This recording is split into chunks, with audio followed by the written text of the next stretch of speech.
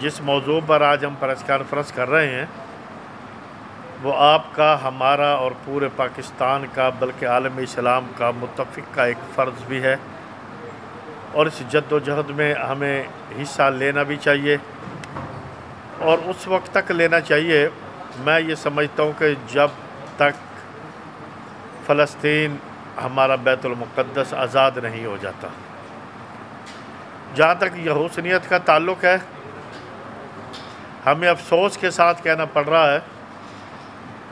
کہ تقریباً 800 سال کے بعد وہ یہودی جو کہ روز اول سے مسلمانوں کے دشمن ہی نہیں، ان کا قاتل بھی ہیں، وہ 800 سال کے بعد مسجد اقصی میں داخل ہو گئے۔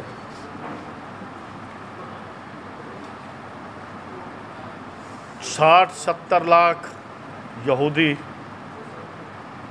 2.25 ارب مسلمانوں پر حاوی ہیں۔ 57 اسلامی ممالک ہونے کے باوجود وہ اس کا کچھ نہیں کر سکتے۔ یہ جو بیان بازی ہو رہی ہے یہ بھی صرف مذمت کی حد تک، کوئی آگے بڑھنے والا نہیں، کوئی کسی کو اجازت دینے والا نہیں، اور ہمیں ایسے سمجھا جا رہا ہے کہ 2.25 ارب ہم مسلمان نہیں، ہم کو بھیڑ بکریاں ہیں۔ میں یہ سمجھتا ہوں کہ اگر یہ صرف ایک مسلمان ملک سے جو کہ 2.25 ارب ہے اگر یہ اجازت دیں تو اسرائیل اگلے 5 منٹ میں نیست و نابود ہو جائے گا، مگر چونکہ ہمارے حکمران بکے ہوئے ہیں، جھکے ہوئے ہیں، یہاں تک کہ ہم آج تک صرف 2 باتیں کرتے ہیں کہ ان کا بائیکاٹ کیا جائے، اور ہم کچھ نہیں کر سکتے تو ان کی پیپسی ہے، کوک ہے، یا ان کے ادر جو بھی چیزیں ہیں ان کا بائیکاٹ کریں، ہم وہ بھی نہیں کر سکتے۔ جبکہ یورپ میں، امریکہ میں، اٹلی میں، انگلینڈ میں، ان میں بائیکاٹ ان کی اپنی قومیں کر رہی ہیں، اور وہاں پر یہ حال ہوا ہے کہ ایک برگر جو کہ $10 کا تھا، وہ $1 میں 10 برگر وہ دینے کے لیے تیار ہوا، وہاں پر کوئی لینے نہیں گیا، اور ہم عہد مسلمان ہم اس کا بائیکاٹ تو نامی گرامی کر رہے ہیں، عملاً ہم کچھ بھی نہیں کر رہے۔ تو ہمارے یہاں پر وزراء حضرات یہ بیان دے دیتے ہیں کہ جی بات یہ ہے کہ یہ ہماری جو املاک ہیں وہ پاکستانیوں کی ہیں، ہماری یہ ہیں، یہ پاکستانیوں کے ہیں، تو ان کو نہ چھیڑا جائے۔ میں یہ نہیں کہتا کہ ان کے املاک کو نقصان پہنچایا جائے، کم از کم ان کا بائیکاٹ تو کر دیا جائے، انہیں یہ تو پتہ لگے نا کہ جی ہم مسلمانوں کے خلاف چل رہے ہیں، قبلہ اول ہے ہمارا۔ وہاں پر میں تو یہ سمجھتا ہوں کہ اگر اللہ تعالیٰ ہمیں اجازت دے تو ہماری جانیں بھی چلی جائے تو اس سے اچھا اور کیا کام ہے۔ مگر افسوس کے ساتھ ہمیں کہنا پڑ رہا ہے کہ پورے 57 اسلامی ممالک میں کوئی بولنے والا نہیں، کوئی اجازت دینے والا نہیں۔ ہم نے نعوذ باللہ امریکہ کو خدا بنایا ہوا ہے، جو وہ آرڈر دیتا ہے وہی کام کرتے ہیں۔ تو اس لحاظ سے دیکھیں جو ہمارے سے ہو سکتا ہے، ہم ایز اے تاجر نے پہلے بھی اعلان کیا تھا، اور میں مشکور ہوں جناب حافظ نعیم الرحمن صاحب کا بھی کہ ان کی ہڑتال تھی 22 تاریخ کی، اور ہم نے ایک مشترکہ طور پر ہڑتال کا اعلان کیا تھا 26 تاریخ کا۔ تو وہ جمعہ والے دن آئے تھے، انہوں نے مجھے بلایا تھا، تو میں وہاں پر گیا ان کے جلسہ میں۔ تو میں تو یہ دیکھ کر ویسے تو میں بھی حیران رہا، تو اس لیے کہ جماعت اسلامی کا اتنا بڑا جلسہ کبھی میں نے نہیں دیکھا، یا شاید اس وجہ سے کہ یہ غزہ کا مسئلہ تھا، فلسطین کا مسئلہ تھا، لوگ جوک در جوک آ رہے تھے۔ تو انہوں نے میری اس بات کو مانتے ہوئے مجھے اجازت دی، وہ میرے ساتھ انہوں نے اتفاق کیا کہ انہوں نے اپنی 22 تاریخ کی ہڑتال کو مؤخر کر کے 26 تاریخ میں ہمارے ساتھ مشترکہ طور پر شامل ہو گئے۔ میں ان کا مشکور ہوں۔ اور اس کے بعد چونکہ آپ کو پتہ ہے کہ پاکستان میں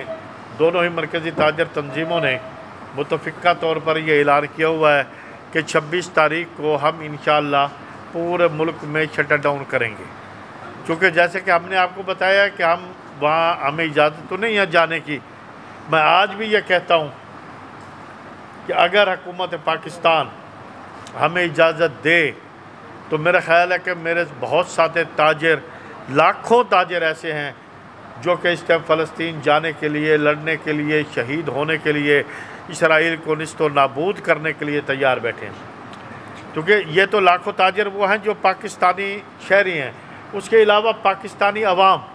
اگر آج اعلان کر دیا جائے تو میرا خیال ہے کہ اس 25 کروڑ ملک کی آبادی میں کم سے کم 5 کروڑ ایسا مسلمان اس ملک میں آج بھی بستا ہے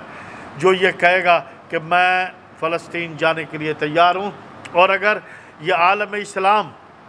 اجازت دے دے تو میں یہ نہیں سمجھتا کہ 2.25 ارب جو مسلمان ہے،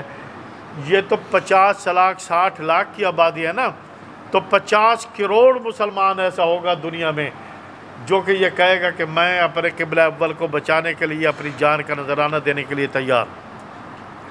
تو اس لحاظ سے چونکہ ہم نے کل مرنا ہے،